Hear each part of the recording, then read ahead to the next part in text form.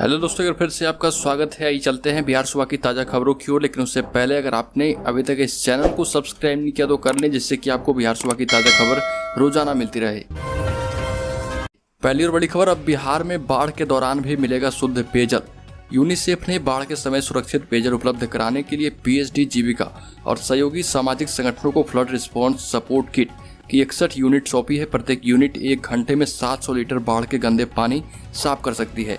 इसकी मदद से अत्यधिक दूषित बाढ़ के पानी को भी तुरंत शुद्ध कर पेयजल बनाया जा सकता है। इससे बाढ़ के दौरान पीने योग्य पानी बाढ़ के पानी से ही मिल जाएगी।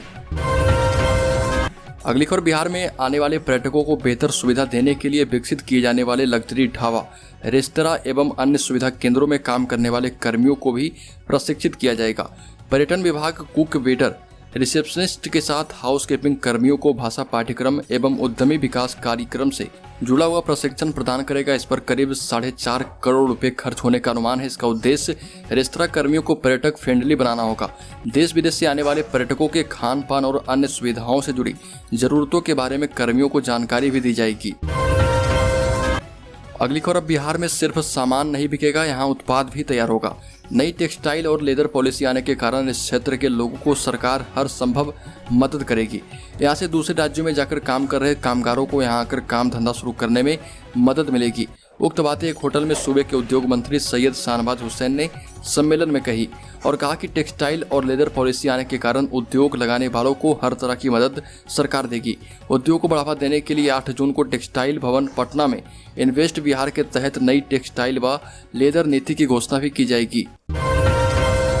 अगली खबर, बिहार का एक शख्स पाकिस्तानी जासूस के संपर्क में है। इस बात की जानकारी मिलने पर खुफिया विभाग ने अलर्ट जारी किया है।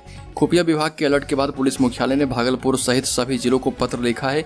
स्पेशल ब्रांच के एसपी ने यह पत्र भेजा है। जिस पाकिस्तानी जासूस की चर्चा की गई है उसने फेसबुक पर ईसानिक आहिर के नाम से अकाउंट बना रखा है। अगली खबर, बिहार के 13 विश्वविद्यालयों में वेतन और पेंशन मिलना हुआ मुश्किल। फरवरी के बाद से ही फंसा है मामला। बिहार के विश्वविद्यालयों से 4000 करोड़ रुपए का उपयोगिता प्रमाण पत्र नहीं मिलने से शिक्षकों और कर्मचारियों के वेतन एवं पेंशन लटक चुके हैं। राज्य सरकार की ओर से वेतन और पेंशन मद में 182 करोड़ रुपए की स्वीकृति दी जा चुकी है। यह राशि मार्च, अप्रैल और मई के लिए है, लेकिन वित्त विभाग की इस गाइडलाइन 18 माह पहले तक निर्गत राशि का उपयोगिता प्रमाण पत्र मिलने पर ही कोषागार से राशि दी जाएगी और इसी के चलते राशि रोक दी गई है। शिक्षा विभाग के उच्च पदस्थ अधिकारी ने बताया कि वर्ष 2019-20 में सभी विश्वविद्यालयों को शिक्षकों के वेतन और पेंशन भुगतान हेतु 12,000 करोड़ रुपए दिए गए थे, लेकिन विभागीय स्तर पर बार बार आदेश जारी करने पर भी उक्त राशि का उपयोगिता प्रमाण पत्र नहीं दिया गया। अगली खबर, बिहार की सीमा पर पहुंच चुका है मानसून। ला नीना के कारण होने वाली है भरपूर बारिश। बिहार के लोगों के लिए मानसून का इंतजार अब ज़्यादा लंबा नहीं होने वाला है। जैसा कि मौसम वैज्ञानिक लगातार उम्मीद जता रहे, राज्य में मानसून इस बार अपने सामान्य वक्त से पहले आ सकता है। ऐसे पिछले करीब 3 साल से हो रहा है। इसी के साथ यह भी खबर दिल खुश करने वाली है कि मौसम विज्ञान केंद्र ने मानसून से अच्छी बारिश की उम्मीद जताई है। मौसम विज्ञान केंद्र दिल्ली के अनुसार देश में ला नीना की स्थिति अगस्त तक बनी रहेगी, जिसका असर बिहार के अधिकतर जिलों में देखने को मिलेगा। अगली खबर, प्रधानमंत्री नरेंद्र मोदी आने वाले हैं पटना। प्रधानमंत्री नरेंद्र मोदी जल्द ही पटना आने वाले हैं। बिहार विधानसभा के परिसर में एक नए ऑडिटोरियम का शिलान्यास करेंगे। इसमें 300 लोगों के बैठने लायक स्थान होगा। इस ऑडिटोरियम में डिजिटल लाइब्रेरी भी शुरू की जा सकती है। मुख्यमंत्री नीतीश कुमार इसके लिए भी सुझाव दे चुके हैं। आपको बता दें कि बिहार विधानसभा की इमारत के 100 साल पूरे होने पर परिसर में शताब्दी स्तंभ का निर्माण कराया जा रहा है। इसके जरिए बिहार के प्रतीक चिन्ह की जानकारी दी जाएगी। अगली खबर, बिहार विधानमंडल का मानसून सत्र 24 जून से चलेगा। करीब 9 साल बाद दिखेगा बदला राजनीतिक माहौल। बिहार विधानमंडल के मानसून सत्र की शुरुआत 24 जून से होने जा रही है। यह सत्र बेहद संक्षिप्त होगा, जो कि 30 जून तक चलेगा। 1 हफ्ते तक चलने वाले इस सत्र में कुल 5 बैठकें होगी। सत्र की अवधि बहुत छोटी है, लेकिन इस दौरान सदन में कई महत्वपूर्ण काम होंगे। सबसे दिलचस्प बात यह है कि सत्र में राजनीतिक हालात काफी हद तक बदले नजर आएंगे। अगली खबर, चुनावी रणनीतिकार प्रशांत किशोर जन सुराज अभियान के तहत आजकल बिहार के अलग अलग जिलों का दौरा कर रहे। वो कई जिलों का भ्रमण करने के बाद 5 दिवसीय दौरे पर सीवान पहुंचे हैं।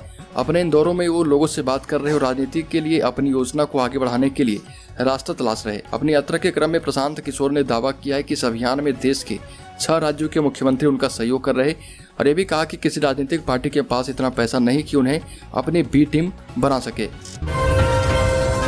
अगली खबर बिहार के समस्तीपुर में स्तब्ध करने वाली बड़ी घटना हुई। विद्यापति नगर थाना के मऊ गांव में एक ही परिवार के 5 लोगों के फंदे से लटकते 100 मिले हैं। मृतकों में वार्ड 11 निवासी रविकांत झा के पुत्र मनोज झा की मां सीता देवी, मनोज झा के पुत्र सत्यम कुमार, शिवम कुमार एवं मनोज की पत्नी सुंदरमणि देवी शामिल है। हालांकि यह सामूहिक आत्महत्या है या हत्या के बाद आत्महत्या या फिर सामूहिक हत्या, इस पर से पर्दा तो जांच के बाद ही हटेगा, लेकिन फिलहाल इसके पीछे आर्थिक तंगी एवं कर्ज को कारण माना जा रहा। इस घटना के बारे में बताया जा रहा है कि मऊ गांव के वार्ड निवासी मनोज झा ऑटो चलाकर एवं खैनी बेचकर अपने परिवार का गुजर बसर करते थे। पारिवारिक दायित्वों का निर्वहन करने के क्रम में उन्होंने कई समूहों से ऋण भी लिया था।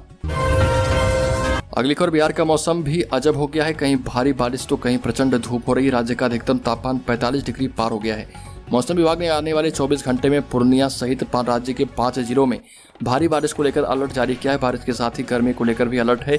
मौसम विभाग ने मानसून आने तक राज्य में ऐसे ही बारिश के बीच कड़ी धूप वाले मौसम का पूर्वानुमान जताया। पूर्वानुमान है कि 12 जून के बाद राज्य का मौसम थोड़ा ठंड हो पाएगा। अगली खबर बिहार के व्यापारियों को अब फूड आइटम्स की जांच के लिए बंगाल के चक्कर नहीं लगाने होंगे। Food safety and standard authority of India का चौथा फूड लैब बिहार के रक्सौल में शुरू हो चुका है। केंद्रीय मंत्री मनसुख मांडविया ने इसका उद्घाटन किया है। बिहार से पहले 3 लैब कोलकाता, गाजियाबाद एवं मुंबई में थे। लैब के अधिकारियों के मुताबिक लैब में पेय पदार्थों के सैंपल की मानक के अनुरूप जांच होगी। यहां सब्जी, फल, गेहूं, चावल के अलावा तेल एवं अन्य लिक्विड पदार्थों की भी जांच हो पाएगी।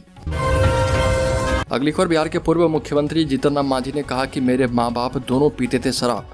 मेरे माँ बाप शराब पीते थे और मेरे घर में शराब बेचा जाता था, लेकिन मैं शराब को छूता तक नहीं हूँ। जी हाँ, ये कहना है बिहार के पूर्व मुख्यमंत्री जीतन राम मांझी का। जीतन राम मांझी ने स्वीकार किया कि उनके घर में शराब का व्यवसाय होता था और उनके माता पिता शराब पीते थे। घर में शराब पीने और पिलाने का माहौल था, लेकिन जीतन राम मांझी ने कहा कि मैं शराब नहीं पीता और बिहार में शराबबंदी होनी चाहिए।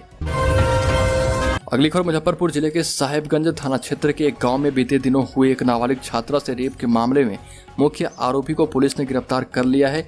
मामले में साहेबगंज थाना की पीएसआई सविता सोनी ने बताया कि देर रात करीब 9:30 बजे आरोपी को गिरफ्तार किया गया है। उसके घर से ही गिरफ्तार किया गया है। पूछताछ के बाद उसे कोर्ट में प्रस्तुत किया गया है। यहाँ से उसे न्यायिक हिरासत में भेजा जाएगा। साथ ही उन्होंने यह भी बताया कि एफएसए को जाँच रिपोर्ट भेजा जा रहा। साहिबगंज में दूध लेकर लौट रही छात्रा से रेप किया गया था। मामले में छात्रा का बयान कोर्ट में दर्ज कराया जा चुका है। अगली खबर खगड़िया में विश्व पर्यावरण दिवस के अवसर पर शहर के चित्रगुप्त नगर स्थित चिल्ड्रन पार्क में पौधारोपण किया गया। एक शिक्षक ने पार्क में 500 पौधे लगाए और कहा कि पेड़ पौधे हमारे जीवन का एक अटूट हिस्से हैं। पर्यावरण को संतुलित करने के साथ साथ मानव को ये जीवन देते हैं। पेड़ पौधों की छांव हो या उनका औषधीय गुण, हर दृष्टि से ये मानव के लिए फायदेमंद है। अगली खबर भाजपा ने प्रवक्ता नुपुर शर्मा को पार्टी से 6 साल के लिए निलंबित कर दिया। नुपुर ने पैगंबर मोहम्मद साहब पर विवादित बयान दिया था। इसके बाद पार्टी ने उन पर कार्रवाई की। भाजपा ने कहा कि हम सभी धर्मों और उनके पूज्यों का सम्मान करते हैं। भाजपा के राष्ट्रीय महासचिव अरुण सिंह ने एक लेटर जारी कर कहा कि भाजपा सभी धर्मों का सम्मान करने वाली पार्टी है। भाजपा ने नुपुर शर्मा के अलावा दिल्ली प्रदेश प्रवक्ता नवील जिंदल पर भी कार्रवाई की। जिंदल को भी पार्टी ने सस्पेंड कर दिया है। नुपुर के बयान का समर्थन करते हुए जिंदल ने ट्वीट किया था। भाजपा की ओर से जारी बयान में कहा गया कि आज़ादी के इस 75वें साल में एक भारत श्रेष्ठ भारत की भावना लगातार मजबूत हो रही है।